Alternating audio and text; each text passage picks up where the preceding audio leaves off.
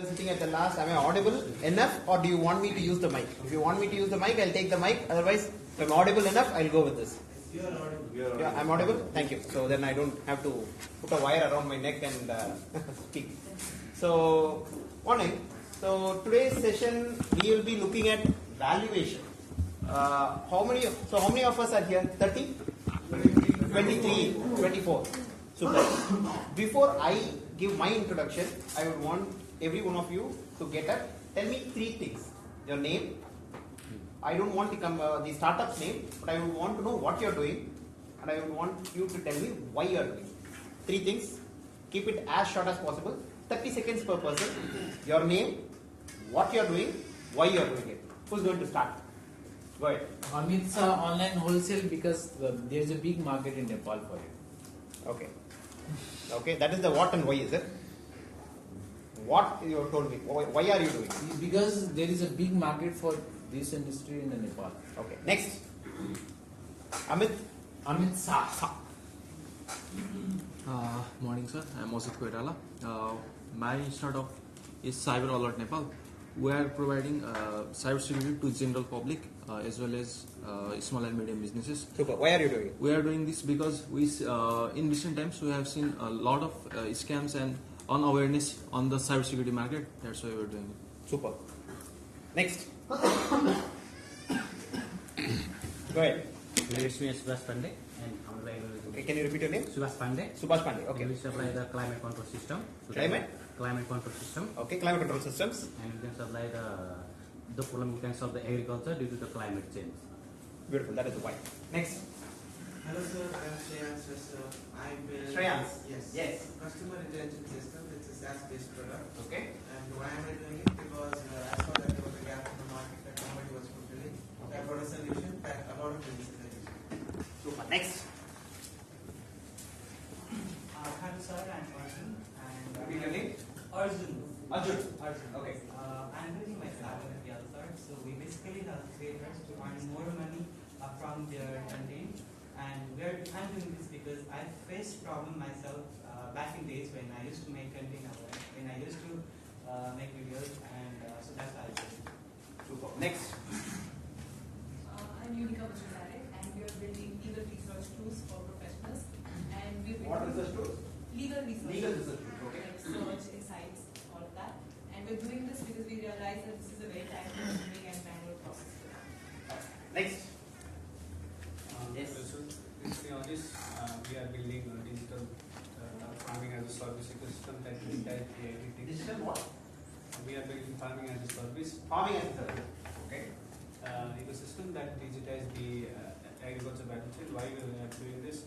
The idea was born during the COVID-19 lockdown. I saw food supply chain crashing, but more painfully, I saw talented Nepali youths, my own friends, leaving the country to do low-skilled labor work because they saw no future there.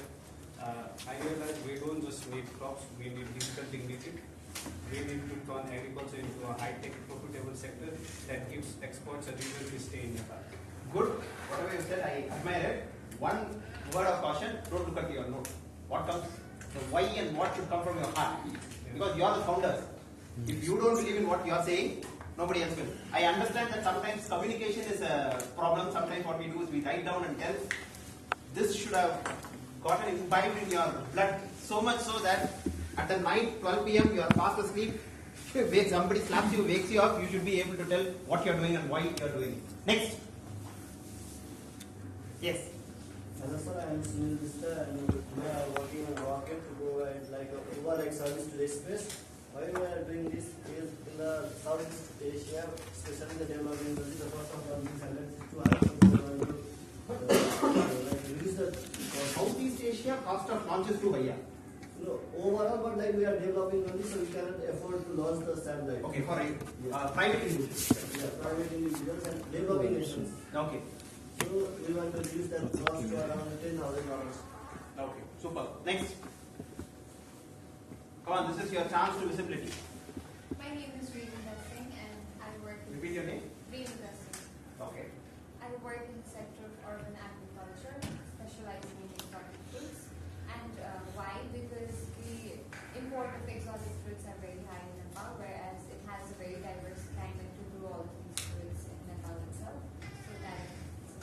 we work with a startup called Frateria in the same space. Yeah, next.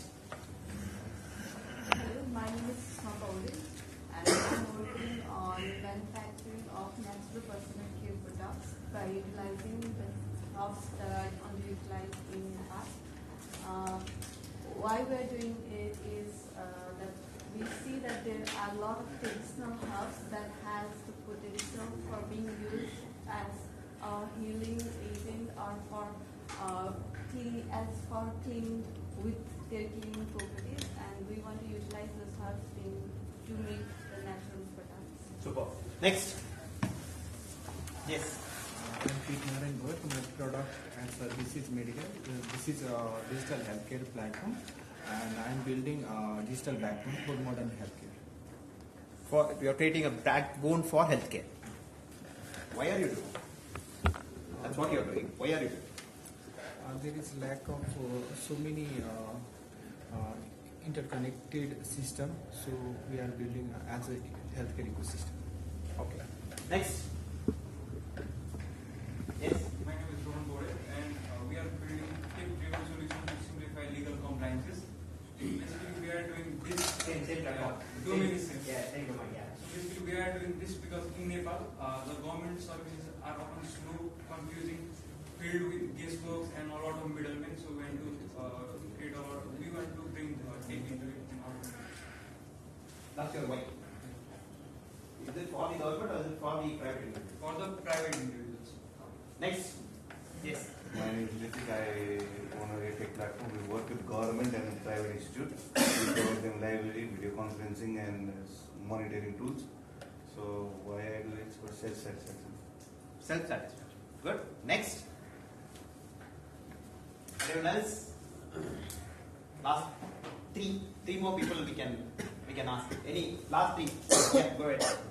Two more. Hello everyone, my name is Lisa Pandey and our startup name is Biodrishti. In Biodrishti we make portable and affordable air quality monitoring and purification device.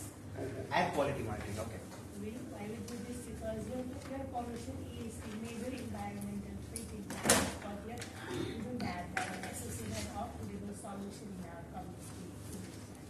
Super. Next, two more. Any whoever has not explained your product, you have not told why, not introduced yourself. Two more I can take. Yes. Hi, my name is Priyanka Khan and I'm an architect by profession, and my startup is about smart solar habitats. Okay, can you repeat that? Smart solar habitats. Okay. Which is a climate resilient and energy efficient modular housing concept for the disaster affected marginalized communities, because in South Asia is the region which has the most disaster affected and slum in the world. Plus, by 2050, there is a vision that every building in the world should go net zero and green. So it's a big market. It's a big market. Why are you doing? I think that is why we will get there. But why yeah, are you doing it? there is two bubbles in the world right now. One is AI, another is climate change. Okay. And somehow, because we are messed up with this disaster and slum, we're contributing to carbon footprint. I want to remove that. Okay. One more. Last one more. Yes, go ahead. Hello sir, I'm Vishal Kuzu, and we convert smartphone images and videos into realistic 3D experiences. And I'm doing this so that there is a new way, a more immersive way to consume our digital contents. Okay. Super. So thank you so much for your quick introductions. We will start with startup, because you are all the startup founders. I am a valuation guy. I will talk about valuation. You folks are going to tell me what is a startup. So don't worry about the slides. Slides will come a little later. It will come a little earlier than when it should have come. That you can leave that. What is a startup according to you? Because you are the founders, you are the batsmen, you are the bowlers, you are the fielders. We are all scorekeepers. So audience. So leave us aside. What do you think is a startup? Solving the problem and turn into business. Solving the problem and turn into the business. Solving a problem and turning it into a business. Okay? Okay. This timeline of this and 10 year of operation. Timeline of? This and 10 year of operation. Okay. Anybody else who wants to give what is a startup? A newly born baby business. A business which is newly born. You just incorporated it. It's a startup. It tries to do something different. Tries to do something different. Something innovative. Something innovative. What is innovative? Either doing something differently or a different approach to a problem. Okay, doing something differently or different approach to a problem. Yes. Maybe a business that is valuated less than maybe 1 crore. That's called a Valuation has nothing to do with it. There are startups which are $1 billion startups, which are called unicorns. There are startups which are about $1 lakh value startups. So, valuation is one part of it. Valuation, I'll tell you how valuations are usually done. There's a snip about it. But okay, it is not about valuation, but yes, whether you are solving a problem of the future determines whether you are a startup or not. The person who went on to create a touch screen the first time, or the person who went on to create a touch screen in a different model which will make it user friendly, the company that he starts is the startup.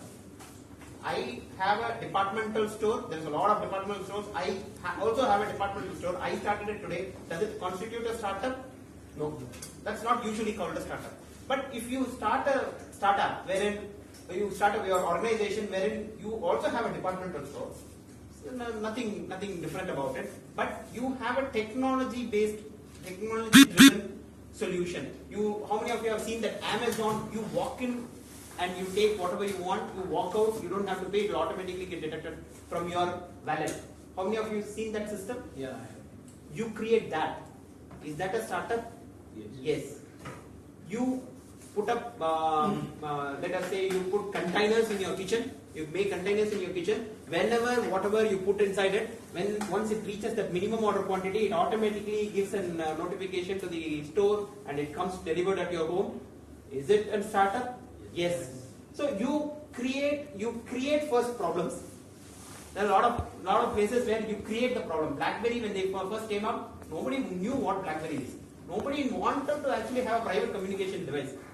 Everybody thought, okay, I have an SMS, I can talk. Why should I have a BlackBerry? They said, okay, this is more secure. This is where you will have more security. You create the problem, you solve it.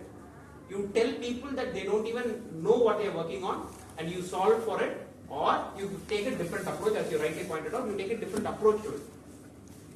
Everybody is solving it in one manner. You solve it in such a better manner that this will add more value to your customer or your consumer. That is your startup. Now, with that context in mind, what do you think is valuation? This I can understand if you are not able to answer, or if you are able to give me a quick understanding, that's fine. So for startup, is it also about the years? How many years the company has been? Factor of valuation. 5 years. Got it. So you are saying that valuation is dependent on number of years it is present in the market. No, I was saying about the startup. So when we call a company startup, maybe is there any limitation, like a company is in operation from last 5 years and it is a startup? There is no hard and fast rule as to how many years a company should be there in existence for it to be qualifying as a startup, but usually we put it about 5 to 10 years. If a company has been there for 30 years, 50 years, a century, and you say it is a startup, no, usually it is not that way. Because see, there are a lot of companies. Meta has come up with this metaverse. They were a company formed after 2000, 2001, 2002.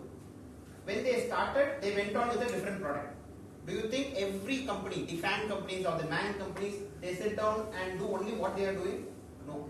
They keep innovating.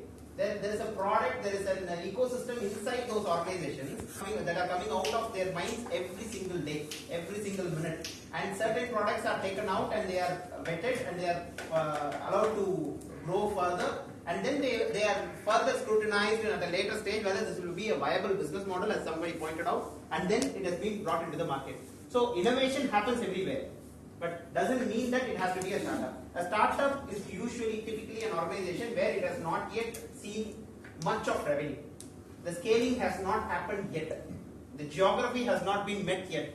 That is the kind of organization which, on a general parlance, we will call it a startup. If I reach the whole of the world, I am present at every nook and corner of the world, and I am solving for a problem which is already solved, then I am not a startup.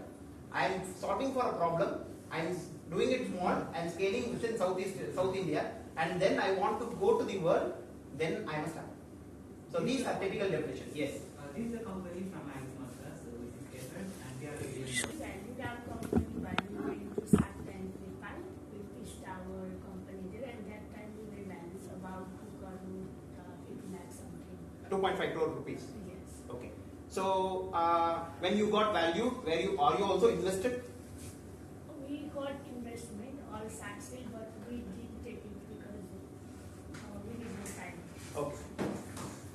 So valuation, when you look at it as an abstract concept, you are putting a money term to your worth. The money term of your worth is called valuation. How much are you worth? That's valuation. What do you see here? I. Yeah. Okay. Good. So why do I have an eye here?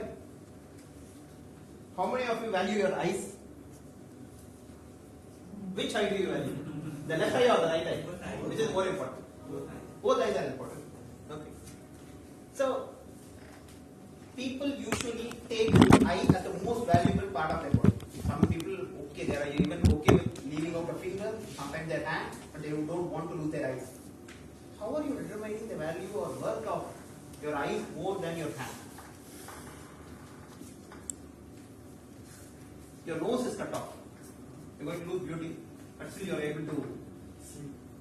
You are able to see, yes, but you're able to breathe also. You have your mouth, you can still breathe. You're losing your tooth. Even if your tongue is cut off, people will be accepting it, but not their eyes. They would want their eyes more. That is one thing. That gives you the worth of something.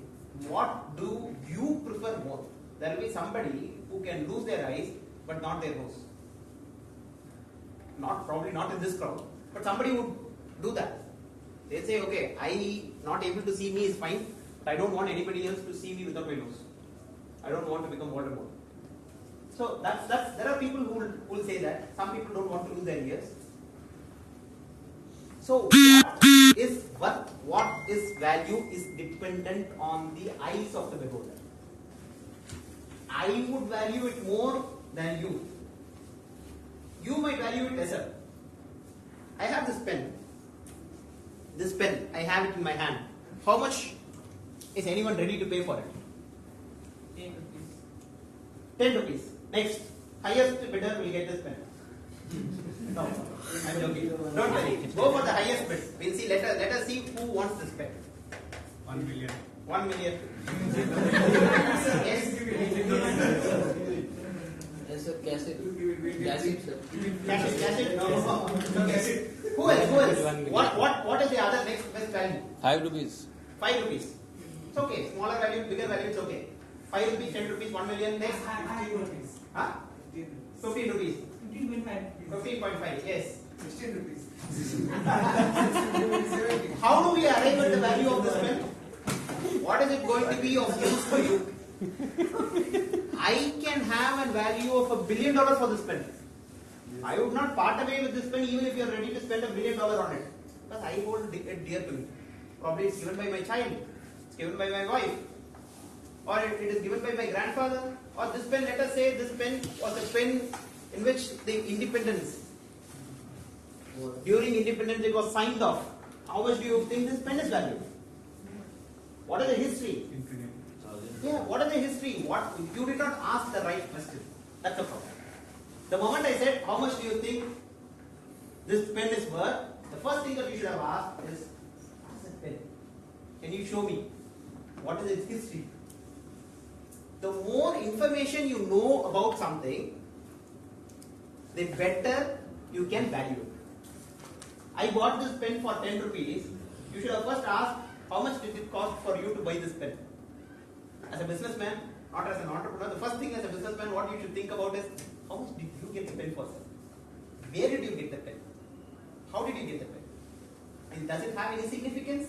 All these questions should have come first. That will give you an understanding at least as to what is this pen is worth. So, but that doesn't mean that everyone will value the same. They spend the same worth. I'm an Indian guy. I'm a Tamil Nadu guy.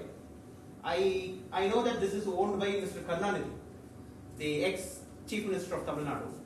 How is it going to be of any worth to you? I like Karnanidhi. I like Jayalalitha. They wrote using this pen. I am going to value it much more than any one of you in this room, right? Because you don't know who is Karnanidhi, who is Jayalalitha. You're not going to assign any rupee more than what it is worth when you can sell it outside the market as a tool to write. If you get to know who owned this pen, even if it is not worth to you, you can go out in the market and sell this pen using that history. Now, how many of you know about the Chorus deal that Tata did? Chorus. C-O-R-U-S. How many of you heard about Tata first? Yes. Tata Group, you know? Yes. They went on to buy this company called Chorus. It's a British firm.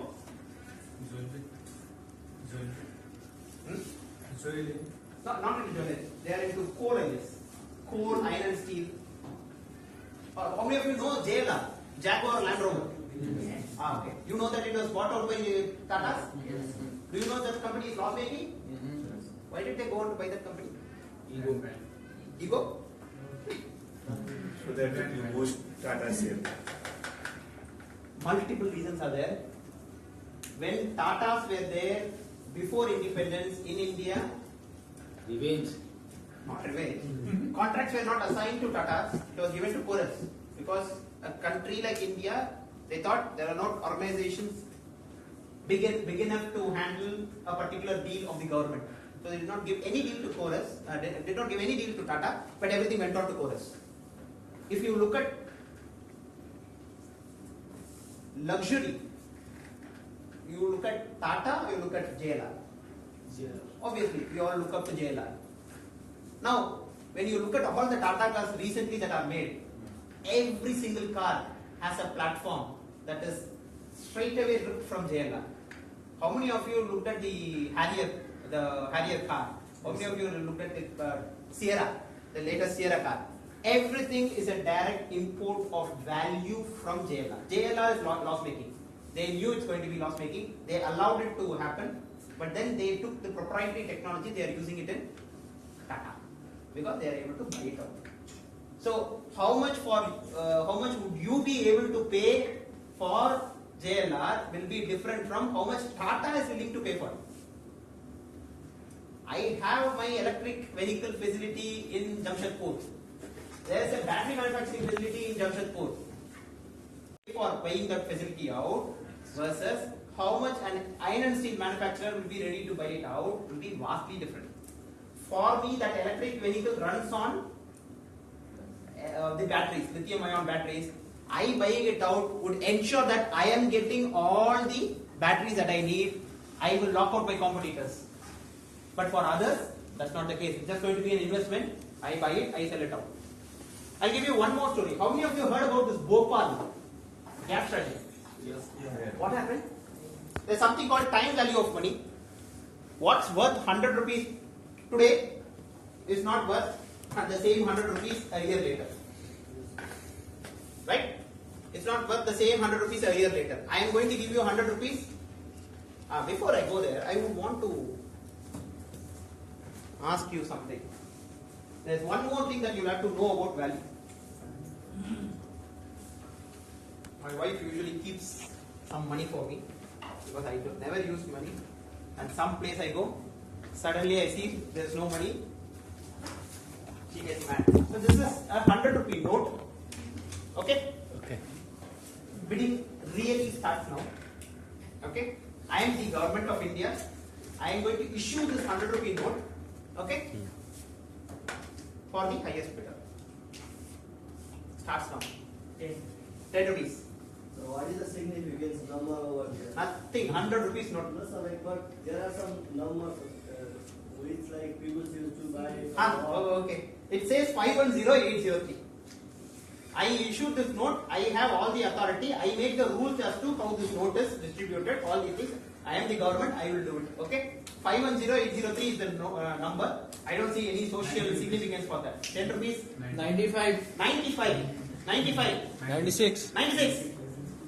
96. 96. 100. Now. Okay. Now 100 rupees. I am the government. I changed the rules here.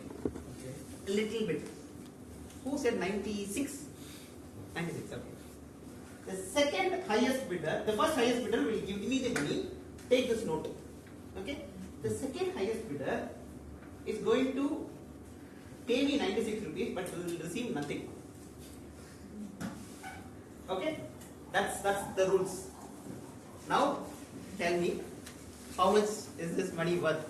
Now it's between these two people. Anybody who wants to participate? Please participate. If I get nothing in return, why would I increase back? That you think about it, no? 100 rupees, he has offered 100 rupees, you have offered 96 rupees. Think about it. Can I go down? No, you cannot go down. Obviously, you cannot go down. No, you cannot match the offer. 1 rupee at least extra you should. 98. Huh? No, 96, 100. I am No. bored on it. 100 he will get the note for 100 rupees. 96 rupees he has to pay, nothing he will get. Tell me. What will you do? 101. 101. 101. You'll have to pay me 100 rupees, you will get nothing. 102? Yes. Obviously, no. It will keep 102, 103, 104, 105, 106, 107, 108, 109, 110. What happened here? Government one. Government one. The important point is information and what happened in the environment has changed the value of a 100 rupee note beyond 100 rupees. Right? This is the most important thing as a founder you should know. You hold shares of your company, you give shares of your company to your investors. When you do all these things, there are a lot of legal thing that is legal jargons that is involved.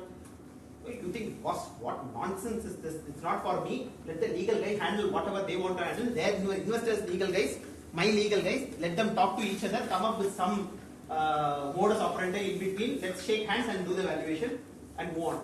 Correct? You should get involved. This is all the more reason I am telling you why you should get involved.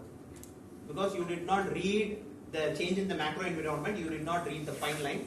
There's a small line that will be written in this particular notebook which says the second highest bidder will get nothing, but you will have to pay the entire amount. Right? So that information, changes in macro environment and your legal thing is going to be more important in doing all this valuation. That is something I want to stress and drive. If you don't take anything else from this session, take this particular point from this session. You hold a seat in the board. Your investor would want a seat in the board. That's a take. I am only sitting in the board. I don't have company. Take the board seat. No, there should be an additional value to it. Right? He wants a tag along clause. I want to tag along with you. There needs to be an additional value to it. The right to first refusal. I would want to refuse it first. You cannot go outside and take money from everybody. You should take it from me first. If I'm not comfortable, if I'm not ready, then you can go out and take money from outside. The right to first refusal. More value. All these small terms that I am telling you have more value than what you can do. Right. With that point in mind, let's go into time and value. Who knows what is time value of money? Anybody? Not required to give me a definition, but if you can give me in the broad terms, it will be great. I've already tested it. Okay, so I'll leave the last 15 minutes of question and answers. Last 15 minutes is question and answers. We are closing at 11:30. Is there a break in between? 11 o'clock we close and we can continue working also the conversation. 11 o'clock we are closing. Yeah, 11 o'clock tea break. Okay, continue. And please network with him. The idea of bringing him is not just in class. Then you can meet him for class. Because this is his space, I'm sure you can do that. Definitely. So, okay, I'll go on a little fast because I wanted to put up the base a little strong. Time value of money, what 100 rupees is worth today is not the same value it carries a year later or a year before. Now, what is time value of money? There is this two concepts, two jargons that you have to learn: compounding and discounting. Usually people say the power of compounding, the magic of compounding. What is it? Your father, grandfather, somewhere, someplace in a small town or in a city, he would have bought some small parcel of land. Probably for how much rupees? 100 rupees, 200 rupees, 300 rupees, 1 lakh rupees, something small amount he would have bought. Today it is worth 1 crore rupees or more. How did it happen? Time value of money, compounding. So you put in fixed deposit of, let us say, 1 lakh rupees in the market. In fixed deposit, not in the market, in the fixed deposit. What happens? Every year it gives 6%. And the second year, the first year there is a 6%, it becomes 1,06,000. The second year that 6% is not applied on the 1 lakh, but it is applied on the 1,06,000. Therefore, this compounding effect will give you more value in the long run. And the same way, there is a discounting. You have a value that is there in the future. You are saying somebody is ready to give you, let us say, $1 million in the future. 20 years later, what is it worth today? Definitely not 1 million. Probably it's worth $200,000, $300,000, but definitely not 1 million. So that is something that you will have to keep in mind. I'm going to go a little fast here because we have half an hour. I'll have to take you through the methods of valuation. Price and value. Who's this guy? Anybody who knows? Warren Buffett. This guy comes up with a beautiful definition for price and value. Price is what you pay, value is what you get. Right? This pen, the same example, this pen. This was signed by Jawaharlal Nehru, somebody who got independence, Mountbatten, probably. He signed off the independence for India. This pen, probably you paid $100,000 for it. But then, you value it so much, it is worth $200,000 for you. So, price is never equal to value. You are buying something. Why are you buying it? Because it is going to add more value to it than the money that you are parting off in its place. You are a tomato farmer, okay? Every day can you make tomato sauce and every day can you consume tomato alone? You will eat beetroot, you will eat carrot, you will eat some other vegetable to cook. If you are a tomato farmer, for you the value is less for that particular product. If nobody is ready to buy, you will be reducing the value day by day because you have more. You will try to sell it for a lesser value. But if in the entire country there is no tomato, you are the only person, and for you also there is only 5 kilograms of tomato that you are able to farm and get. What will you do? Will you sell it at a lower price? Black money. You sit down, you ask, okay, bidding starts now. Who wants to buy it for a higher price? Whoever is bidding for the higher price, I am going to give it to them. Right? So, somebody who is going to buy it, look at it from their perspective. They don't have tomato at all and they cannot buy tomato anywhere. They are desperate. Even if you are saying 1 kilogram tomato, I'm not sure, I don't go to buy vegetables. How much is a kilogram of tomato? Nepali rupees also is fine. How much is it? 90 rupees. 90 rupees. Depends on the time. Depends on the time, but I'm taking 90 rupees, 100 rupees, let us say, round off. 900 rupees. If you are asked by your wife, your husband or your child to go and make tomato rice, you need tomato, absolutely. What will you do? 100 rupees. So your wife or your husband or your child has asked you to make tomato rice. Tomato rice? Okay, the tomato rice, the people make rice with tomato. So they ask you to make tomato rice at home and you are asked to buy tomato. Absolutely you need tomato, or a guest is coming. Okay? And you want to make tomato, what will you do? Not absolutely buy it. If they say 100 rupees, will you buy it? Yes. They say 120 rupees? Yes. 150? Yes. If it is your child who is asking, even if they are saying 1000 rupees, you go and buy. It's okay. Fine. I am rich enough to pay for this 1000 rupees and get the tomato. You bought the tomato because you gave the tomato more worth than this 1000 rupees. The 1000 rupees that you paid is lesser worth than the tomato, the value the tomato is able to bring it to you. So, price is what you are paying, value is what you are getting from that particular product or service. Moving on, startup. The typical life cycle of a startup involves all these processes. Pre-seed, it's just an idea or a thought in your mind. Then it moves on to seed round, where you create the viable products, you create prototypes, Then that's when you go ahead and take funding, seed funding. Pre-seed, you go to your family and friends. Don't worry, you will all get the slides. You will get the slides. Don't worry. So the seed is when you are actually going to an institutional investor. Before the seed, you go to your father, mother. I have this beautiful idea. Nobody believes in me. Why don't you believe in me? You go to your friends. Hey, I have this beautiful idea. I'm going to do this. Why don't you invest in me? That's pre-seed. Seed is when you have you actually have something demonstrable in your hand.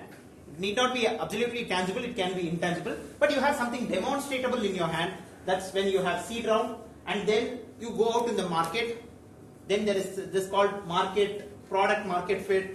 People call a lot of terminologies here. Customer persona, beachhead, all these things, jargons will come into play. You know where to sell what, right? How many have heard about H&M? Yes. Who is the target audience for H&M? Middle class people. For a very long time, I've thought that H&M is a luxury brand. I don't know. I've been so middle class that I've never known that what H&M is. I thought it's a luxury brand. Same for everyone. Yeah. So because I did not earn money, 15 years back, I did not have money in my hand. I thought H&M, okay, boss, H&M. These guys are buying from H&M. Probably you should have so much money to spare that you get from H&M. Zara is the same thing. I didn't know that. And then now, my son wants to go to H&M buy something. He is 3.5, 4 years. He says, okay, let's go inside, get some clothes. So, what is your product market fit? How are you messaging that? And how are you able to get funding? Once you are able to fit that market, you want to, so either you should sell to a lot of people at a cheaper price, or you should sell at a premium price to very little people. Sell the niche to little people, make good profits out of it, or sell to everybody at a lower margin and capture the entire market. These are the only two things that are there. Sometimes there will emerge as a middle ground, but usually these are the two extremes. But if you mix it up, you're going to be in trouble. You sell it at a premium and you want to sell it to everybody, it's not going to work out. Or if you sell it at a cheap or thin margin to a very little number of people, you will not be able to survive. So that if you are able to nail it properly, you will be able to get to the Series A funding. Series B and above, it's about scale. I operate in Tamil Nadu. I would want to go South India. I would want to go India. I would want to go Southeast Asia. I would want to go to Asia. I would want to go to the world. Scale is where Series B and above comes into play. Then comes your public. When all this is done, all these guys who have invested in pre-seed, seed, Series A, Series B, everybody wants exit. I'll tell you one mantra for investors. They are least bothered about why you're doing something. Investors don't care. I love to solve this problem. They don't care. All that they care is whether are you able to give them a good exit. If you are able to give them a 10x exit, and if you can give them a roadmap as to how you are going to get to that exit, when you will be able to give them the exit, how much is the amount that they are going to earn, you got yourself an investor. Those are the only things that an investor looks for. If you prepare a pitch deck and you talk about why I am doing it, what I am doing, how am I doing, why am I the best, how much investment I want, what is the plan, this, that, nothing. At the end, you should tell them when are you ready to give them the exit and how much are they going to make. Right? You as an investor, put yourself in the shoes of the investor, you will see that. So that's the exit route for almost every single investor. Public. The public has very less information. They don't have the information that as a founder you will have, or even the investors, the deck, nothing they will have.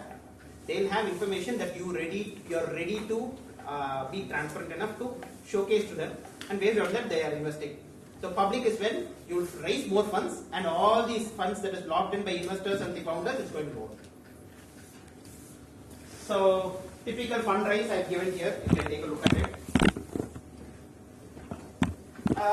Something that you should know, accounting and finance, these are two different balance, the financial statements are two different things. Accounting is more historic in nature, if I may use the word. It's historic in nature. I have developed a particular software. I have spent, let us say, 1 crore on that particular software. That's your accounting balance sheet. It will be recorded at 1 crore rupees. But when it comes to a financial balance sheet, it does not worth 1 crore rupees. It is the value that particular 1 crore investment brings for me. The assets in place. That the value that it is able to bring to my table is the value that I will assign for it. This is just for your information. It will come in DCF. This is the snip that I talked about. Anybody? Okay, I'll read it out. I need $100,000 for my location-based social media cloud startup. I'm not giving you the $100,000 because you spewed some buzzwords. You know, a lot of times what happens is startups, they go on to spew buzzwords. Oh, what are you doing? Okay, we do this and that. We come up with all complicated jargons. He says, then I'm moving up from 100,000 to 10 million. Now it sounds good to them. The venture capitalists, they think it's good. But how did it come? Read between the lines, you'll get it. And share it. Approaches and methodologies. What are the approaches and methodologies you will be using? There are cardinal. What are the cardinal directions? East, west, north, south. 4 cardinal directions. The same way 3 approaches are there. You can put it similar to your directions. From Chennai, if you want to go to Nepal, which direction do you travel? North. You go north. That's your approach for you. There are only 3 approaches: market approach, income approach, and your cost approach. Market approaches, you go with the it's a waterfall based system. You start with the market approach. You never start with anything else. You start with the market approach. From there, if that is not working, you come to the income approach. If that is not working, you come to the cost approach. 3 approaches only. Okay, 3 approaches only. There are no other approaches. Market approach is the best approach because it takes market reality into valuing your company. Income approach also takes market related information into the computation, but it takes more of your internal information. Market approach takes lesser of your internal information, more of market information. Income approach, more of your information, a little lesser of market information. Finally, the cost approach, everything is your internal information. A little bit of very sparse or sporadic market information. Right? So these are the 3 approaches. Methodologies, every approach has its own methodologies. Multiple methodologies are there. A lot of methodologies I'm not going to discuss here because the approaches that are used for traditional valuation is not applicable to startups. Right? So we will take a different methodology. You can try to fit it in one of the approaches, but then it is not a traditional methodology.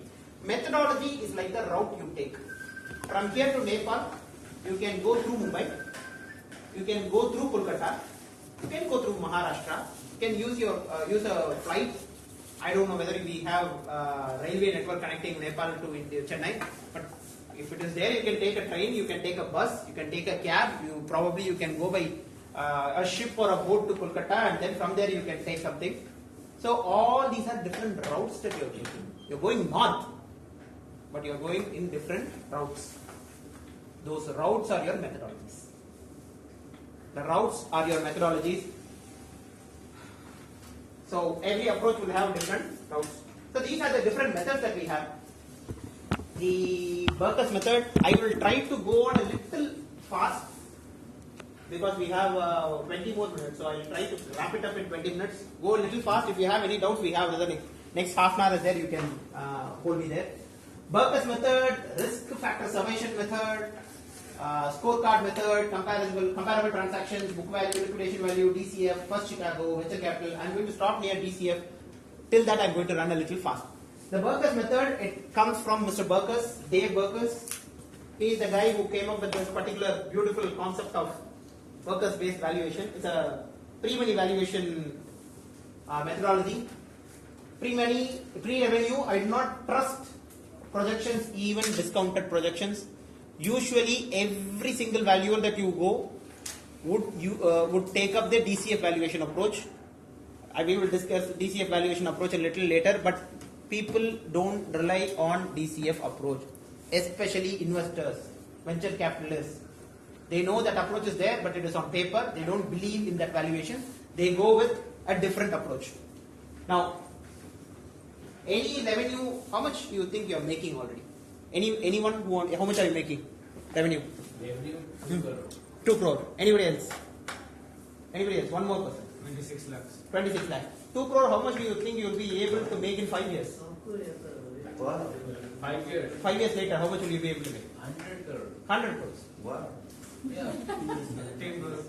15 crores. If that is not it, then I'm failed. Wow. No, that's okay. That's it. It's okay. Minimum I will. 2 crores to 100 crores, 26 lakhs to 15 crores. Startups are like horses. Okay?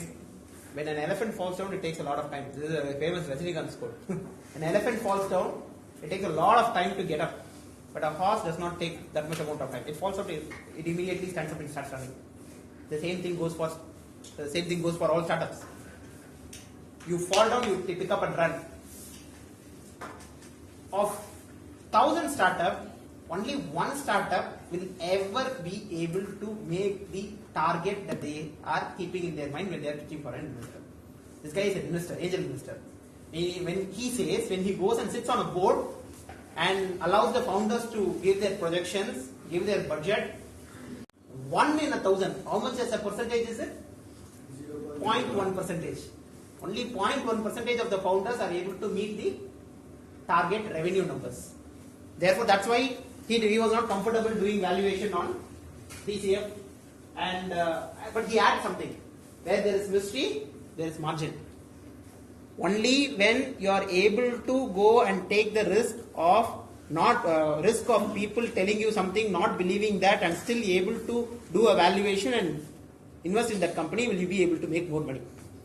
Correct? You heard about? Do you have a stock market in the Nepal? Yeah. What is it called? NIPSEA. Huh? NIPSEA. NIPSEA. NIPSEA. How many companies are trading? 300. About 300. Of that, there will be some top 10, top 20, top 30. It's not like Nifty 50, there is not in Nepal. Oh, there's not a premium.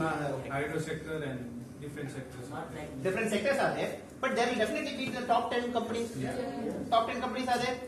When you invest in these top 10 companies, what will be the return that you will get? Dividends. Not dividends, but increase in value plus dividends. The return that you are getting, it will include both dividends as well as the increase in stock appreciation, value, the price appreciation. That value, when you compare it with the next 20, which one do you think you will get more return? The top 20 or the 21 to 40 list? 20 to 40. 21 to 40 list, you will get more return. Why do you think that happens? Because this is all the top company, the price is already factored inside. Right? The next 20, they are hungry, they would want to come to the top 20. Therefore, there is going to be more return that they would want to give to the investor. You take the next 20, next 20, next 20, you can see a pattern. If the top 20 is giving 8%, the next 20 will give 9%, the next 20 will give 10%, you will move on till 20%, 25%. So this way he has come up with this beautiful concept of Worker's method. He takes total bucket size for any startup as 2 million. This is the happiest you can ever get in your life when you hear your company is worth $2 million. That's what he's saying. An ideal startup, he's saying, is worth $2 million. If you tick out all these 5 parameters that he has, you have an investor in Workers. Reach out to Workers, you will be able to secure funding based on a valuation of $200,000. What are the points that he talks about?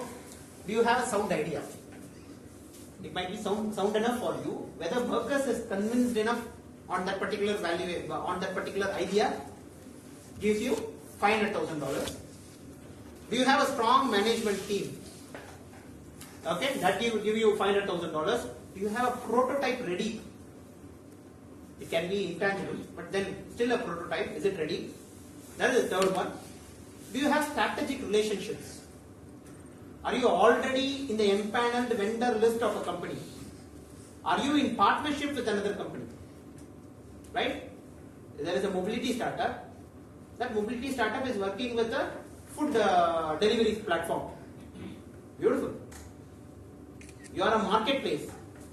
You are working with a mobility startup. Beautiful.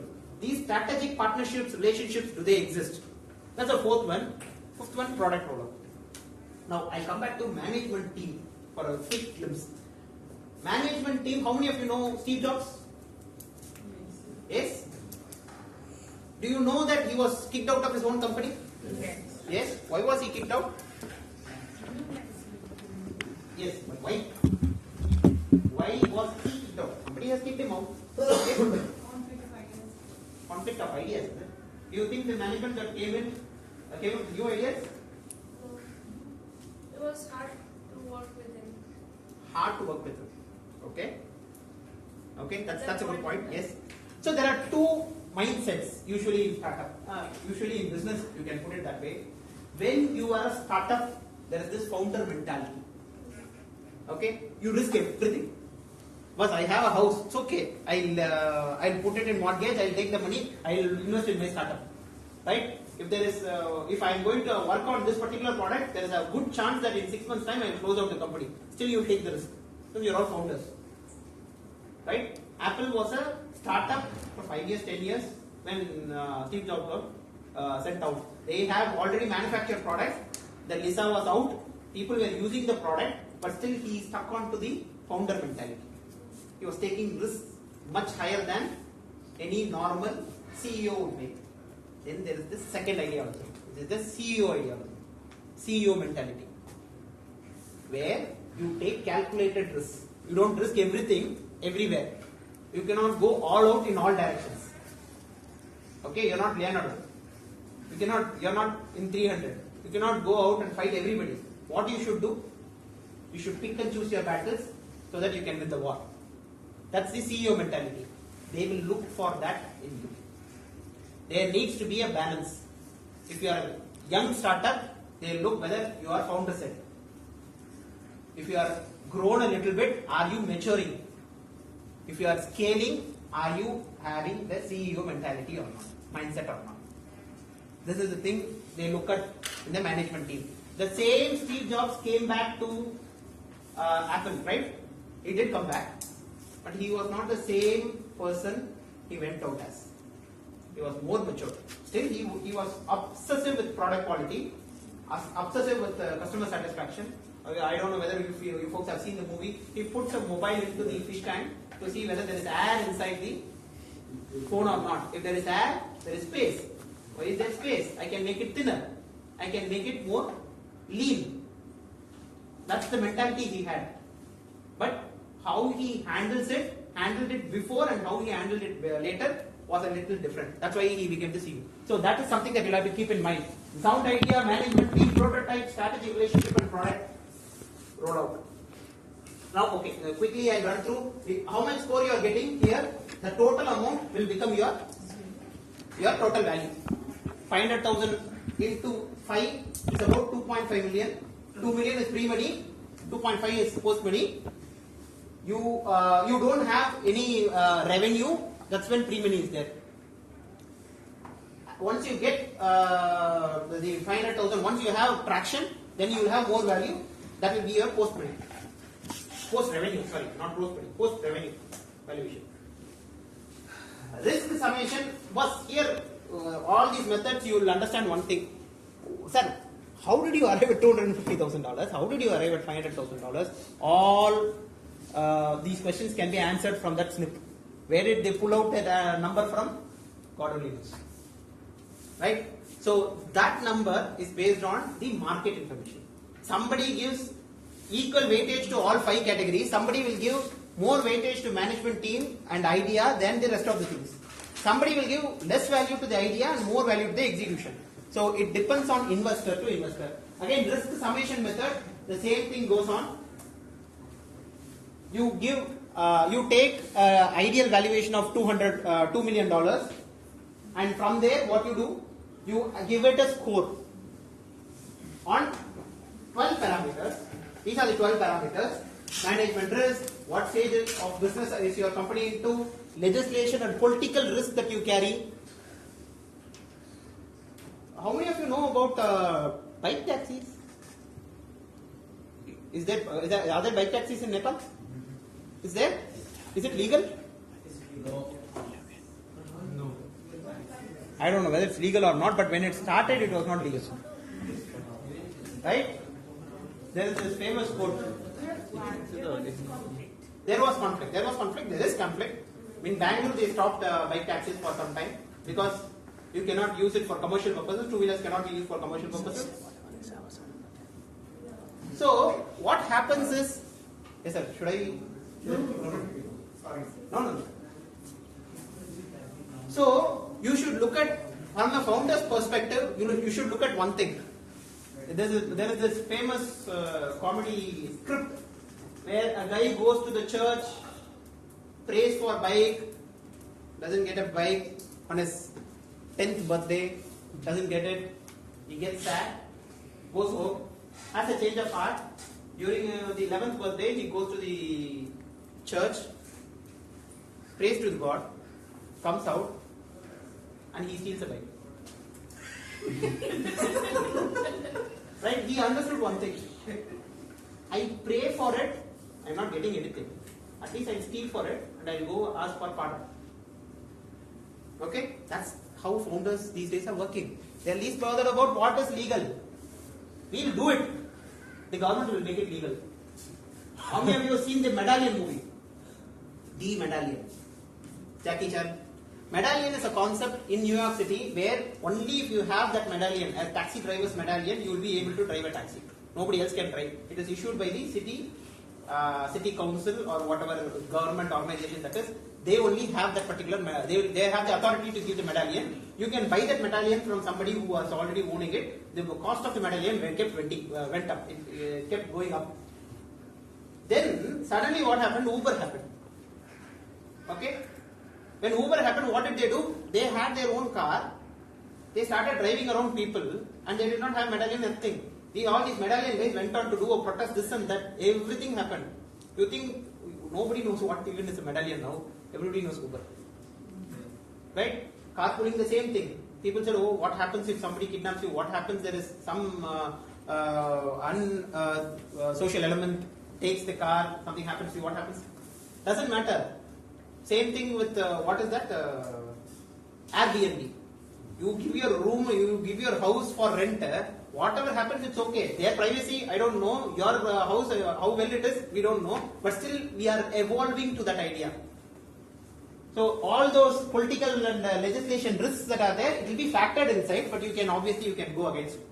So, then you have manufacturing risk, sales and marketing risk, funding capital risk, competition risk, technology risk. There is a high chance that the product that you are working on today will become obsolete tomorrow. Today you are working on it, tomorrow it will become obsolete. The same way human life is. You are all good today, tomorrow I don't know whether I will wake up. I work with a government official. 3 days back, he signed off an order for me. We presented a case, he signed off an order for me. The next day he is no more. I don't know. Big loss. Big loss, yeah. Both ways. But for me at least, I was thankful that he signed off on the order one day before. I have the order copy. So the same thing happens to a startup also. The technology or the product that you are working on today can suddenly, in a day, it can become irrelevant tomorrow.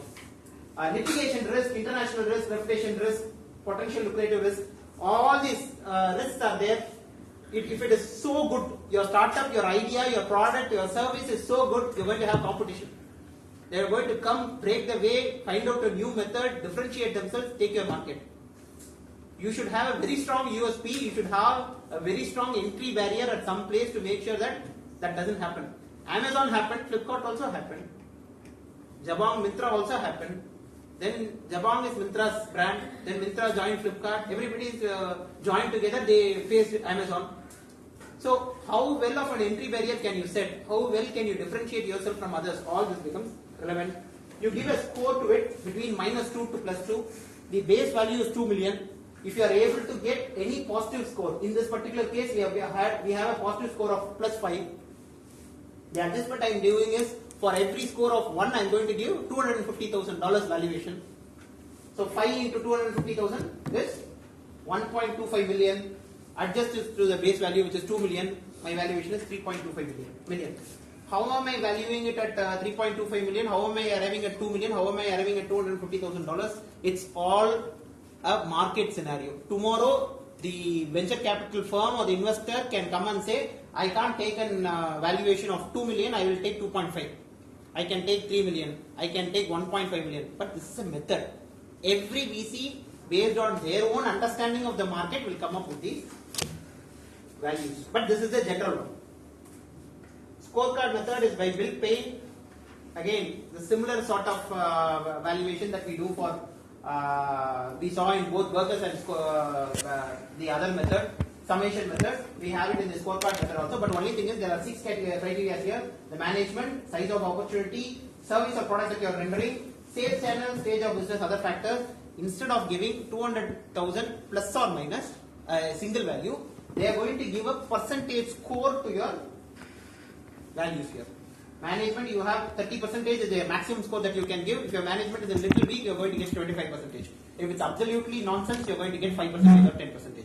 So, based on how good you are, the value is right, the percentage is right, you multiply it with the 2 million valuation that usually people take. 2 million valuation into, probably you say, let us say you are arriving at 75%, you are going to be valued at 1.5 million. Comparable transaction is a beautiful method. This is the most relevant method. You look at somebody in the market who is doing the same thing as you. Okay, that's very tough. Okay, Tata Motors, you all know what Tata Motors is. Can you tell me? Can you give me one example of a company which is similar to Tata Motors? One example. Ashok Leyland. Super. Next.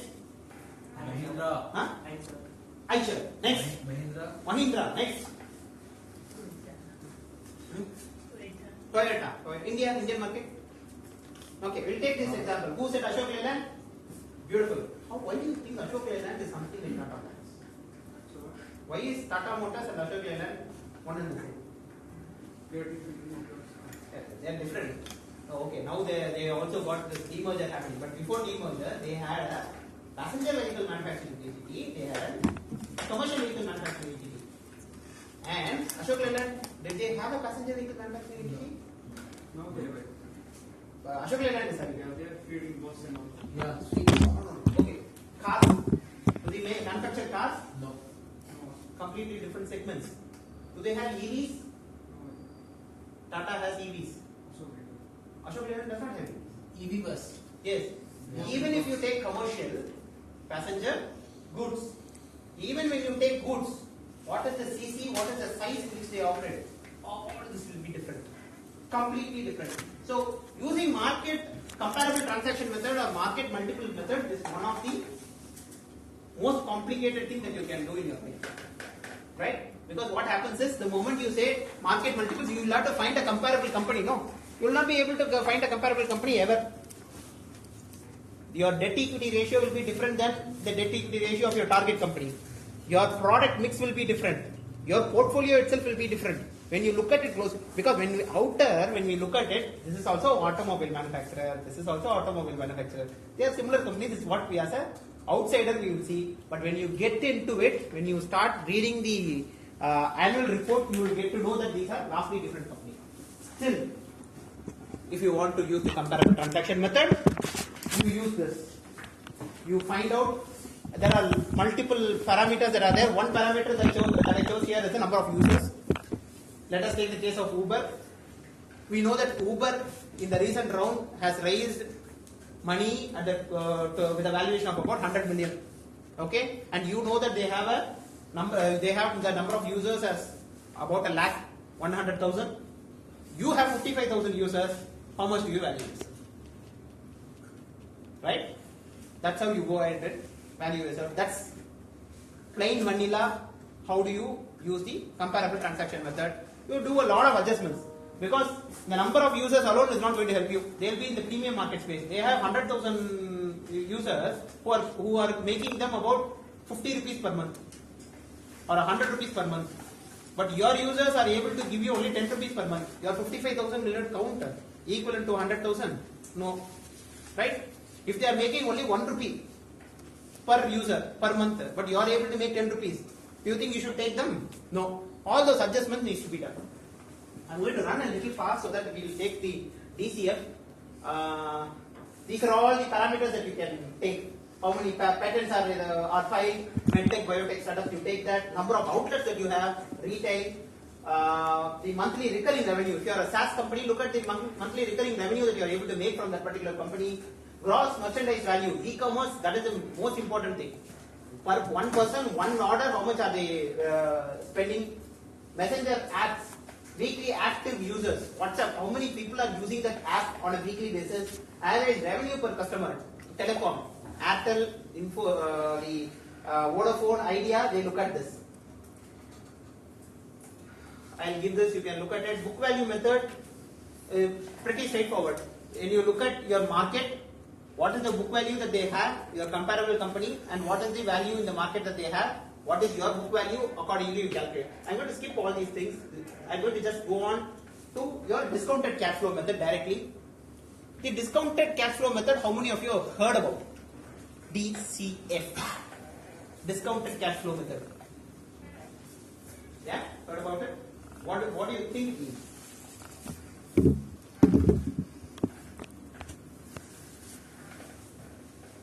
It's okay.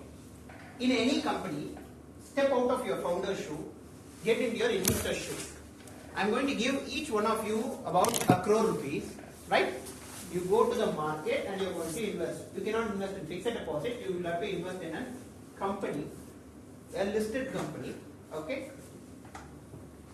And you're going to get a revenue. Where do you think the revenue will come? When do you think it will come? Give me one company which is listed in Nepal. One company which is a listed company in Nepal.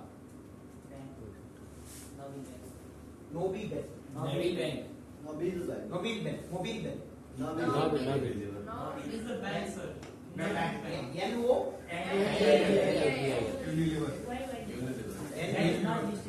Unilever. Unilever. Unilever. Okay, easy. Oh, it's listed in Nepal. Is that very good? I'll take it. Very expensive. Very good. Unilever will take. You invest 1 crore in Unilever. How much do you make? Where do you make the money? Why do you invest in that company? Dividend. You will get dividend. Super.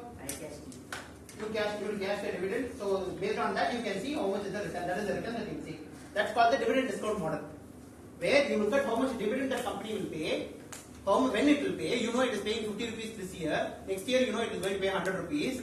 You have a trend that is not 100 rupees. Let us say 52 rupees, 53 rupees. Next year you pay 55 rupees. You have some visibility. You calculate that value and you are going to discount it. 55 rupees then is valued how much today? You will be able to, there is a formula, you can use it, you can discount it. 55 rupees is worth 51 rupees today. You add all the values and then there is a terminal value. After 5th year you don't know, therefore that also you don't have to learn valuation, but there is a formula. You put up, you will be able to arrive at the value. Okay, there is an inherent flaw in this particular method. What is it? Dividend is not the only return that you get from investing in that company. You invested in dividend, but apart from that, share value appreciation is there. How is share value appreciation? Why does share value appreciation happen? High demand. Is that the only thing? High? Can I say high earnings? Yes, sir. Because dividend is what I get, earnings is what the company gets, right? How much will the value go up? Instead of looking at dividend, I can look at the earnings that company makes. Earnings discount model comes into play. Dividend discount model, we found out it is a methodology, but it is not very practical. We use the earnings approach. Earnings, how much the company will make every year, we are able to find out and we discount it. And we arrive at a value. But again, there is a fundamental violation in earnings discount model also. What is that? You are discounting earnings. But actually, you will be earning more money, but you can invest even more. I will be making 1 crore rupees of profit earnings this year, but I will be investing 1.5 crores back into the company. I will buy machinery for 1.5 crores. What will happen? There is no dividend. I cannot declare only. EBITDA is not there. EBITDA will be there, but the investment goes up. EBITDA will go again. I cannot depend on earnings also. Dividend I cannot depend. So earnings, I will have to move on to something called it. 3 things are there in the financial statements: balance sheet, P&L, cash flow. Look at the cash flow. How much of the cash the company is able to retain every year, you will be able to find out. How do you find out? whatever is the profit, out of the profit, how much of the money is still not realized by the company? Your customers is not paying you. Right? There is a possibility the customer is not paying you. 3 months the credit period will be there, 6 months will be there. That we will figure out and we will reduce that. Same way you will also not pay your vendors fully. That also we will have to add back. Based on that you will arrive at what is the cash flow. From the cash flow statement you will be able to arrive at that value. That values you discount, you arrive at the discounted cash flow approach. Okay?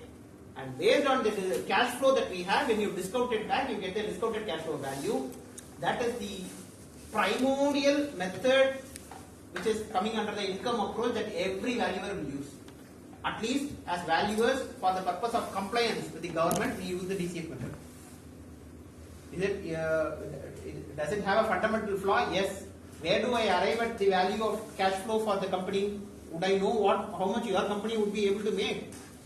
You are the batsman, you are the bowler, you are the fielder. You will know how much you will be able to score. But I believe in you. You are Rohit Sharma, you are Sachin Tendulkar, you are saying 300 I will be able to get in this match. But the best I can get the information that I can get is from you. Because only you will know how well your team will be able to perform and get the scores there in the card. I, looking at it from an outsider, I will not even know who is injured, who is in form. Right? But that's where the problem is also. I am depending more on your internal data than my external knowledge. So that's something that you'll have to know about discounted cash flow approach. A lot of layers deep within it, but we are not going into the advanced topic. Yes. Sorry, sir. You can continue your conversation over tea. Yes. 2 minutes. I'll just close it. We'll continue with the tea. So this is the discounted cash flow approach. And one request to you, sir. Yes. If they find it more relevant, maybe your slot is there post lunch from 1:30. You anyway. No, I know, but in case you are able to speak to them, they are a team. His co-founder is coming post lunch. Right. So let's do one thing. We'll take it over tea. I think pretty much whatever is relevant I've covered. We'll open it up for question and answers, and then if in case we have more time, we will discuss. Yes, sir. Yeah. Okay. Right. Yeah, over tea.